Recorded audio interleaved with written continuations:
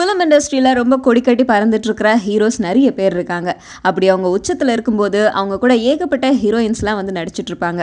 அவங்க உச்சத்துல இருந்து கீழே இறங்குற வரைக்குமே நிறைய ஹீரோயின்ஸ் நடிப்பாங்க. ஆனா அதே ஹீரோயின்ஸ் கடைசி வரைக்கும் அவர் கூட வந்து நடிப்பாங்களா அப்படின்னு கேட்டால் கிடையாது. நிறைய ஹீரோயின்ஸ் மாறிட்டே இருப்பாங்க.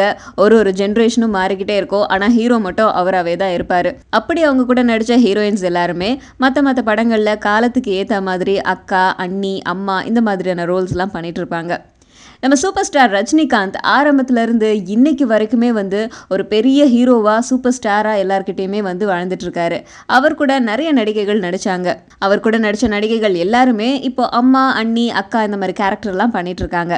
ஆனா ரெண்டு ஹீரோயின் தவிர ஸ்ரீபிரியா அண்ட் மீனா இவங்க 2 பேருமே ரஜினிக்கு அக்கா, அம்மா, அண்ணி இந்த மாதிரி கேரக்டர்லாம் நடிக்கவே இல்லை. ஸோ ரஜினி கூட நடிச்ச இந்த 2 நடிகைகளும் ஒரு படத்துல இணைஞ்சிருக்காங்க. ஸ்ரீபிரியா மலையாளத்துல ஹிட்டான திருஷ்யம் படத்தோடைய தெலுங்கு ரீமேக்கை இயக்குனாங்க. அதுல வெங்கடேஷும் மீனாவும் நடிச்சிருந்தாங்க. அவங்க 2 பேரும் லிங்கா படப்பிடிப்புக்கு வந்துட்டு ரஜினியை ஒரு சர்ப்ரைஸ் பண்ணியிருக்காங்க. ஸோ ரஜினியும் அவங்க 2 பேரையும் வரவேற்று நல்லா பேசியிருக்காரு. ரொம்ப நேரம் பேசிட்டு இருந்தாங்க. அவங்களுடைய மலரும் நினைவுகள் எல்லாத்தையுமே பேசி முடிச்சதுக்கு அப்புறம் விடை பெற்றுட்டு கிளம்பிட்டாங்க. ஸோ அவங்க இருந்த வரைக்கும் அந்த படப்பிடிப்பு வந்து கலகலன்னு இருந்துச்சான். அவ்வளோ சந்தோஷமா இருந்தாரு ரஜினிகாந்த்.